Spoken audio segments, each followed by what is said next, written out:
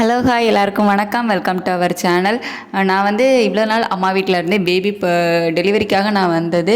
So அப்பத்துலேருந்து அதாவது 7 month இருக்கும்போது வந்திருந்தேன். அப்பத்துலேருந்து இப்போ பேபிக்கு 2 இயர்ஸ் 2 மந்த்ஸ் ஆகிடுச்சு. இவ்வளோ நாளும் நான் வந்து அம்மா வீட்டில் தான் இருந்தேன். ஹஸ்பண்ட் ஊருக்கு வரும்போது மட்டும் ஹஸ்பண்ட் வீட்டுக்கு போயிட்டு மறுபடியும் அம்மா வீட்டுக்கு வந்துடுவேன். ஸோ அந்த மாதிரி தான் வந்து எனக்கு இவ்வளோ நாளும் போச்சுது.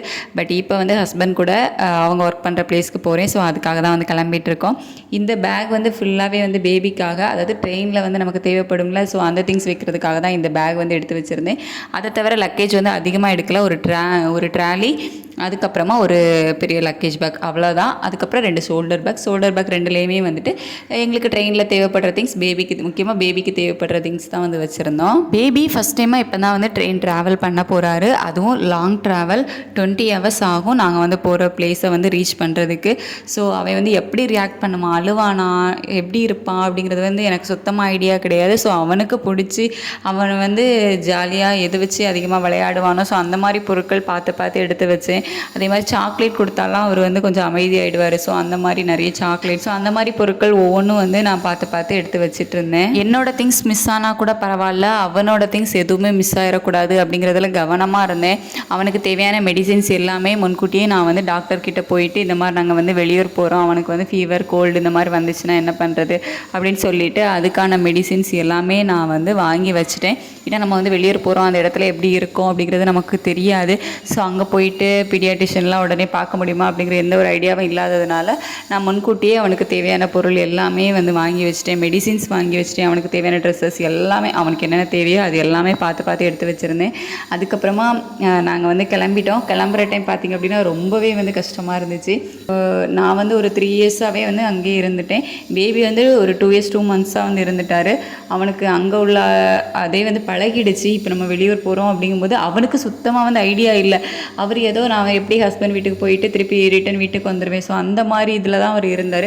நம்மளை எங்கேயோ கூட்டிகிட்டு போகிறாங்க, திருப்பி நம்ம வந்துடுவோம் அப்படிங்கிறதுல இருந்தார். பட் அவனுக்கு தெரியாது நம்ம அங்கே தான் ஸ்டே பண்ண போகிறோம், அப்பா கூட தான் ஸ்டே பண்ண போகிறோம் அப்படிங்கிற விஷயமே அவனுக்கு தெரியலை. ஸோ எல்லாருக்குமே வந்து கஷ்டமாக தான் இருந்துச்சு. எங்கள் வீட்டில் இருந்தோம் அப்படின்னால என்னோடய அம்மா அப்பா எங்கள் தம்பி எல்லாமே வந்து ரொம்ப ஃபீல் பண்ணாங்க. ஏன்னா இவர் கூடவே இருந்துட்டாரா ஒரு 2 வருஷமாக. இப்போ அவனை வந்து ஃபஸ்ட் டைமாக வந்து அவங்களாம் இவனை விட்டு பிரிஞ்சு இருக்க போகிறாங்க கொஞ்ச நாளைக்கு. ட்ரெயின் வந்து மூவ் ஆனதுக்கு அப்புறம் தான் அவ்வளோ கஷ்டமாக இருந்துச்சு. அது வரைக்கும் ஏதோ எல்லாருக்கிட்டேயும் அப்படி ஜாலியாக பேசிட்டு அப்படியே இருந்துட்டோம். அதுக்கப்புறமா ட்ரெயின் மூவ் ஆக அவ்வளோ கஷ்டமாக இருந்துச்சு. பேபியோட முகத்தை வந்து பார்க்கவே முடியலை. ஏன்னா அவன் வந்து எல்லோரும் வெளியே நின்னாங்களா, உள்ளே வந்துடுவாங்க ட்ரெயின் உள்ள, இல்லை நம்ம இறங்கிடுவோம் அப்படிங்கிற மாதிரி மைண்ட் செட்டில் இருந்திருப்பான் போலுக்கு. ட்ரெயின் மூவ் ஆக தேடிட்டே இருந்தான், இங்கே காணும், போகலாம் அப்படிங்கிற மாதிரி, நம்மளும் போகலாம், மாமாட்ட போகலாம் அப்படிங்கிற மாதிரி அவன் தேடிட்டே இருந்தான். சரி எப்படியோ இல்லை, நம்ம வந்து இனிமேல் ஹஸ்பண்ட் கூட தான் இருக்கணும், அப்பா கூட தான் இருக்கணும் அப்படிங்கிற இதில் அவனை வந்து சமாதானப்படுத்தி வச்சுருந்தோம். அவனை வந்து அளவிட்டுறக்கூடாது அப்படிங்கிறதுல நானும் என்னோடய ஹஸ்பண்டும் வந்து தெளிவாக இருந்தோம். அவனை எப்படிலாம் வந்து ஜாலியாக என்டர்டெயின்மெண்ட் பண்ண முடியுமோ, ஸோ அந்த மாதிரிலாம் வந்து பண்ணிகிட்டு இருந்தோம்.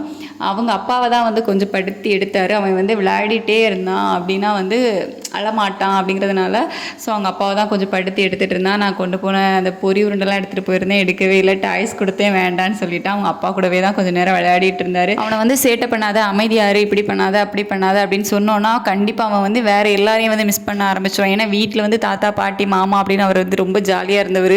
ஸோ இங்கே வந்து நம்ம பிடிச்சி வச்சோம் அப்படின்னா கண்டிப்பாக அவன் வந்து ரொம்ப மிஸ் பண்ணுவான் வீட்டில் உள்ளவங்கள. அப்படிங்கிறதுனாலேயே அவன் என்ன பண்ணாலும் நாங்கள் வந்துட்டு அவனுக்கு ஏற்ற மாதிரியே வந்து அவனை சமாளிச்சுட்டே தான் இருந்தோம்.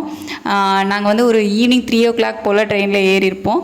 ஸோ அதிலேருந்து ஒரு 8 o'clock வரைக்கும் அவன் அப்படி மேனேஜ் பண்ணிட்டோம். அப்புறம் 8 மணி போல் சாப்பிட்டுட்டு அப்படியே வந்து தூங்க வச்சிட்டோம். நெக்ஸ்ட் டே மார்னிங் தான் அதுக்கப்புறம் எங்களுக்கு வந்து 20 hours ட்ரெயின் ட்ராவலில். ஸோ நெக்ஸ்ட் டே மார்னிங் வந்து அவர் வேக்கப் ஆனதுமே வந்து காஃபி கேட்டார். நான் ஃப்ளாஸ்கில் வந்து காஃபி எடுத்துகிட்டு போயிருந்தேன். பட் அது வந்து முந்தின நாளே வந்து காலி ஆகிடுச்சு. நம்ம ஈவினிங் ஃபுல்லாக வந்து ட்ரெயினில் இருந்தோம்ல, அப்போயே ஒரு 2 டைம் வந்து காஃபி கேட்டார். அடுத்த நாள் இருந்தாலும் எனக்கு நல்லா இருக்குமா தெரியலை. அதனால் முந்தின நாளே வந்து நான் ஃபுல்லாகவே வந்து அந்த பால் எல்லாத்தையுமே வந்து காலி பண்ணிட்டேன். நெக்ஸ்ட் டே வந்து ட்ரெயினில் வந்து டீ தான் வந்து மார்னிங் வாங்கி கொடுத்தேன். அதுக்கப்புறமா நான் எக்ஸ்பெக்ட் பண்ணாத ஒரு விஷயம் நடந்துச்சு. என்னென்னா அவன் நான் இருக்கும்போது வேறு யாருக்கிட்டே ரொம்ப போகவே மாட்டான், அதுவும் முக்கியமாக லேடிஸ்கிட்ட போகவே மாட்டான். பட் அந்த ட்ரெயினில் வந்து எல்லாருக்கூடையுமே அவன் ரொம்ப மிங்கிள் ஆனால் அது எப்படின்னு தெரில. அது வந்து நான் எக்ஸ்பெக்ட் பண்ணவே கிடையாது. எப்படியும் ட்ரெயினில் வந்து அழுவான் அப்படிங்கிற மாதிரி தான் நான் வந்து நினச்சி வச்சுருந்தேன். பட் நான் நினச்சது நடக்கவே இல்லை. ரொம்ப ஜாலியாக அங்கே உள்ள குழந்தைங்க, அங்கே உள்ள லேடீஸ் இவங்க கூடலாம் போயிட்டு ரொம்ப வந்து அவர் ஜாலியாக இருந்தார். லாங்குவேஜ் வந்து வேறு வேறு. நாங்கள் வந்து தமிழ், பட் எங்களோட கம்பார்ட்மெண்ட்லேயே தமிழ் லாங்குவேஜ் உள்ளவங்களே இல்லை, எல்லாருமே ஹிந்தி. கேரளாவில் உள்ளவங்க, கர்நாடகாவில் உள்ளவங்க சொந்த மாதிரி தான் வந்து இருந்தாங்க. பட் இருந்தாலும் லாங்குவேஜ் தெரியலை அப்படின்னாலும் குழந்தைங்க கூட எல்லாமே வந்து நல்லா ஜாலியாக வந்து விளையாடினார். நாங்கள் வந்து ட்ரெயினில் 3rd AC தான் வந்து புக் பண்ணியிருந்தோம். ஏன்னா ஏசி அப்படிங்கும்போது வந்து நமக்கு டோரை வந்து க்ளோஸ் பண்ணி வச்சுருவாங்க. ஸோ அவங்க வந்து விளையாடினாங்க அப்படின்னாலும் அவங்களால வந்து வெளியே போக முடியாது, உள்ளே தான் வந்து விளையாடுவாங்க. நார்மல் ஸ்லீப்பர்லாம் வந்துட்டு டோர் ஓப்பன்லேயே இருக்கும். ஸோ அப்போ நமக்கு வந்துட்டு பயமாக இருக்கும், எங்கே வெளியே போயிடுவாங்களோ அப்படின்னு சொல்லிட்டு. பட் இதில் வந்து பயப்பட தேவையில்லை, டோர் எப்போவுமே க்ளோஸில் தான் இருக்கும்.